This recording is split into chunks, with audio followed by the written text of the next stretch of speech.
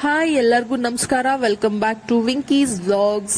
Friends, ಇವತ್ತಿನ vlog ಅಲ್ಲಿ ನಾನು ಆಂಧ್ರ ಇಂದ ಕರ್ನಾಟಕಕ್ಕೆ ನಮ್ಮ ಪರಿಚಯ ಇರೋರು ಬಂದಿದ್ದಾರೆ. ಅವರು ದಮ್ ಬಿರಿಯಾನಿನ ಹೇಗ್ ಮಾಡ್ತಾರೆ ಅಂತ ನೋಡೋಣ ಬನ್ನಿ.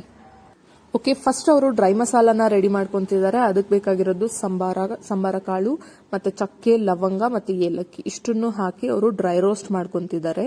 ಈ ಮಸಾಲಾನ ನೀವು ಚಿಕನ್ ಅಥವಾ ಮಟನ್ ಎರಡಕ್ಕೂ ಯೂಸ್ ಮಾಡಬಹುದು ಅಂತ ಹೇಳ್ತಿದ್ದಾರೆ ಅವರು.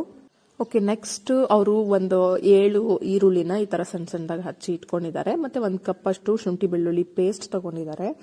ಆಮೇಲೆ 1 ಕಟ್ಟಷ್ಟು ಪುದೀನ, 1 ಕಟ್ಟಷ್ಟು ಕೊತ್ತಂಬರಿ ಸೊಪ್ಪು ಮತ್ತೆ ಒಂದು 10 ಹಸಿಮೆಣಸಿನಕಾಯಿನ ಈ ತರ ರೆಡಿ ಮಾಡಿ ಇಟ್ಕೊಬೇಕು. ನೆಕ್ಸ್ಟ್ ಒಂದು ಪಾತ್ರೆನ ಕಾಯೋದಕ್ಕೆ ಇಟ್ಕೊಬೇಕು. ಇಲ್ಲಿ ನಾವು 1.5 ಸೇರಷ್ಟು ಅಕ್ಕಿನ ತಗೊಂಡಿದೀವಿ. ನಾವಿಲ್ಲಿ ಒಂದು 7 ಮೆಂಬರ್ಸ್ ಅಷ್ಟು ಇದ್ವಿ. ಮತ್ತೆ ಇಲ್ಲಿ ಚಿಕನ್ ನಾವು 1.5 kg ಅಷ್ಟು ಚಿಕನ್ ತಗೊಂಡಿರೋದು. ಓಕೆ, ನೆಕ್ಸ್ಟ್ ಇವರು ಒಂದ್ ಕಡೆ ಎಣ್ಣೆನ ಕಾಯೋದಕ್ಕೆ ಇಟ್ಕೊಂಡ್ರು. ಇವ್ರೇನ್ ಮಾಡ್ತಾರಂದ್ರೆ ಈರುಳ್ಳಿ ಕಟ್ ಮಾಡ್ಕೊಂಡಿರೋದೆಲ್ಲಾನು ಈ ತರ ಎಣ್ಣೆಗೆ ಹಾಕಿ ಅದನ್ನ ಸಪರೇಟ್ ಎತ್ತಿಟ್ಕೊಂತಾರೆ. ಇವ್ರು ಯಾವ್ದನ್ನು ಹಸಿ ಈರುಳ್ಳಿನ ಡೈರೆಕ್ಟ್ ಆಗಿ ನಾವ್ ಯೂಸ್ ಮಾಡೋ ತರ ಬಿರಿಯಾನಿಗೆ ಯೂಸ್ ಮಾಡಲ್ಲ. ಸೊ ಇದೊಂದು ಡಿಫ್ರೆಂಟ್ ಸ್ಟೈಲ್ ಇರೋದು ಹೈದರಾಬಾದ್ ದಮ್ ಬಿರಿಯಾನಿ. ನೆಕ್ಸ್ಟ್ ಇಲ್ಲಿ ಒಂದು ಪ್ಲೇಟ್ ಅಲ್ಲಿ 3 ಸ್ಪೂನ್ ಅಷ್ಟು ಉಪ್ಪು ಮತ್ತೆ 1.5 ಸ್ಪೂನ್ ಅಷ್ಟು ಅರಿಶಿನ, 3 ಸ್ಪೂನ್ ಅಷ್ಟು ಖಾರದ ಪುಡಿ ಮತ್ತೆ 1.5 ಸ್ಪೂನ್ ಅಥವಾ 2 ಸ್ಪೂನ್ ಅಷ್ಟು ನಾವು ಅವಾಗಲೇ ಡ್ರೈ ಮಸಾಲ ರೆಡಿ ಮಾಡ್ಕೊಂಡಿದ್ವಲ್ಲ ಅದನ್ನ ಹಾಕೊಬೇಕು. ಆಮೇಲೆ ನಾವು ಮೊಸರನ್ನ ಒಂದು ಅರ್ಧ ಲೀಟರ್ ಅಷ್ಟು ಮೊಸರನ್ನ ಆಡ್ ಮಾಡ್ಕೊಬೇಕು. ನೆಕ್ಸ್ಟ್ ನಾವಿಲ್ಲಿ 1.5 kg ಅಷ್ಟು ಚಿಕನ್ನ ತೊಳೆದಿಟ್ಕೊಂಡಿದೀವಿ ಒಂದು ಪಾತ್ರೆಯಲ್ಲಿ. ಅದಕ್ಕೆ ಇಲ್ಲಿ ನಾವು ತೆಗೆದಿಟ್ಕೊಂಡಿರೋ ಎಲ್ಲಾ ಮಸಾಲಗಳನ್ನ ಹಾಕಿ ಚೆನ್ನಾಗಿ ಅದನ್ನ ಕಲಿಸ್ತಾರೆ, ಮ್ಯಾರಿನೇಟ್ ಮಾಡ್ತಾರೆ. ಈ ತರ ಚೆನ್ನಾಗಿ ಚಿಕನ್ಗೆ ಎಲ್ಲಾ ಮಸಾಲೆಗಳು ಚೆನ್ನಾಗಿ ಹಿಡಿಯೋ ತರ ಚೆನ್ನಾಗಿ ಕಲಸಿದ್ಮೇಲೆ ಅರ್ಧ ಲೀಟರ್ ಮೊಸರನ್ನ ಹಾಕೊಂಡು ಮತ್ತೆ ಪುನಃ ಎಲ್ಲಾನು ನೀಟಾಗಿ ಮಿಕ್ಸ್ ಮಾಡ್ತಾರೆ. ಈ ತರ ಮ್ಯಾರಿನೇಟ್ ಮಾಡೋದ್ರಿಂದ ಎಲ್ಲಾ ಚಿಕನ್ ಪೀಸ್ಗಳಲ್ಲೂ ತುಂಬಾ ಟೇಸ್ಟಿ ಇರುತ್ತೆ. ನೋಡಿ, ಈ ತರ ಚೆನ್ನಾಗಿ ಮಿಕ್ಸ್ ಮಾಡಿದ್ಮೇಲೆ ಇದಕ್ಕೇನೆ ನಾವು ಆವಾಗಲೇ ಕಟ್ ಮಾಡಿ ಇಟ್ಕೊಂಡಿರೋ ಮೆಣಸಿನಕಾಯಿ ಆಗಿರ್ಬೋದು, ಪುದೀನ, ಕೊತ್ತಂಬರಿ ಸೊಪ್ಪು ಇದನ್ನೆಲ್ಲ ಅರ್ಧದಷ್ಟು ಹಾಕೊಂಡು ಚೆನ್ನಾಗಿ ಮತ್ತೆ ಮಿಕ್ಸ್ ಮಾಡಬೇಕು. ಈ ತರ ಮಿಕ್ಸ್ ಮಾಡಿದ್ಮೇಲೆ ನಾವು ಶುಂಠಿ ಬೆಳ್ಳುಳ್ಳಿ ಪೇಸ್ಟ್ ನಾವು ಆವಾಗಲೇ 1 ಕಪ್ ಅಷ್ಟು ತಗೊಂಡಿದ್ವಿ. ಅದರಲ್ಲಿ ಅರ್ಧ ಕಪ್ ಅಷ್ಟು ಶುಂಠಿ ಬೆಳ್ಳುಳ್ಳಿ ಪೇಸ್ಟ್ ನ ಹಾಕಿ ಚೆನ್ನಾಗಿ ಮಿಕ್ಸ್ ಮಾಡಬೇಕು.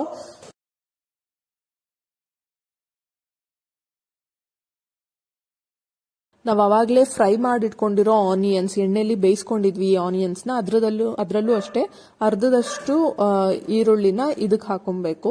ಸೊ ಇವಾಗ ಇದ್ರ ಮೇಲೆ ಒಂದು ಪ್ಲೇಟ್ ಮುಚ್ಚಿಬಿಟ್ಟು ಅದು ಸೆಟ್ ಆಗೋದಕ್ಕೆ ಅಂತ ಬಿಟ್ಬಿಡ್ತಾರೆ. ಅದಾದ್ಮೇಲೆ ಒಂದು ಕುಕ್ಕರ್ಗೆ ನೀರ್ನ ಕಾಯೋದಕ್ಕೆ ಇಟ್ಕೊಂಡಿದ್ವಿ. ಆಮೇಲೆ ಇದೇ ನೀರ್ಗೆನೆ ಅವರು ಚಕ್ಕೆ, ಲವಂಗ, ಏಲಕ್ಕಿ ಇದನ್ನೆಲ್ಲ ಹಾಕ್ತಾರೆ. ಬಟ್ ನಂಗೆ ಇದು ಡಿಫ್ರೆಂಟ್ ಪ್ರೋಸೆಸ್ ಅನಿಸ್ತು. ನಾವು ಯೂಶುವಲಿ ಈ ಸ್ಟೈಲ್ನ ನಾವು ಫಾಲೋ ಮಾಡಿಲ್ಲ. ನಾನು ಇದೇ ಫಸ್ಟ್ ಟೈಮ್ ಈ ತರ ನೋಡ್ತಿರೋದು. ಈ ನೀರಿಗೆ ಈ ತರ ಮಸಾಲೆಗಳನ್ನೆಲ್ಲ ಹಾಕೊಂಡ್ಮೇಲೆ ಪುದೀನ, ಕೊತ್ತಂಬರಿ ಸೊಪ್ಪು, ಆಮೇಲೆ ಶುಂಠಿ ಬೆಳ್ಳುಳ್ಳಿ ಪೇಸ್ಟ್ ಆವಾಗಲೇ ನಾವೇನೆಲ್ಲ ಸಪರೇಟ್ ಆಗಿ ಎತ್ತಿಟ್ಕೊಂಡಿದ್ವಲ್ಲ, ಅರ್ಧ ಹಾಕ್ಬಿಟ್ಟು ಅರ್ಧ ಮಿಕ್ಕಿತ್ತಲ್ಲ, ಅದನ್ನೆಲ್ಲ ಇವಾಗ ಇಲ್ಲಿ ಹಾಕ್ತಾರೆ. ನೆಕ್ಸ್ಟ್ ನಾವು 4 ಸ್ಪೂನ್ ಅಷ್ಟು ಪುಡಿ ಉಪ್ಪನ್ನ ಹಾಕೊಬೇಕು. ಆಮೇಲೆ 2 ಸ್ಪೂನ್ ಅಷ್ಟು ಮನೆ ತುಪ್ಪ ಇಲ್ಲ ಅಂದ್ರೆ ಯಾವ್ದಾದ್ರು ನಂದಿನಿ ತುಪ್ಪ ಯಾವ್ದಾದ್ರು ಓಕೆ, ಅದನ್ನ 2 ಸ್ಪೂನ್ ಅಷ್ಟು ಹಾಕೊಬೇಕು. ಇದೆಲ್ಲ ಹಾಕಿದ್ಮೇಲೆ ನಾವು ಅವಾಗಲೇ ಗ್ರೈಂಡ್ ಮಾಡಿಟ್ಕೊಂಡಿರೋ ಡ್ರೈ ಮಸಾಲಾನ ನಾವು 2 ಸ್ಪೂನ್ ಅಷ್ಟನ್ನ ಇದಕ್ಕೆ ಹಾಕಿ ಇನ್ಕ್ಲೂಡ್ ಮಾಡಬೇಕು. ಚೆನ್ನಾಗಿ ಇದು ಕುದಿಯೋದಕ್ಕೆ ಸ್ವಲ್ಪ ಹೊತ್ತು ಬಿಡಬೇಕು. ಚೆನ್ನಾಗಿ ಕುದಿದಾದ್ಮೇಲೆ ನೀವು ತೊಳೆದಿಟ್ಕೊಂಡಿರೋ ಅಂತ ಅಕ್ಕಿನ ಇದಕ್ಕೆ ಹಾಕಬೇಕು.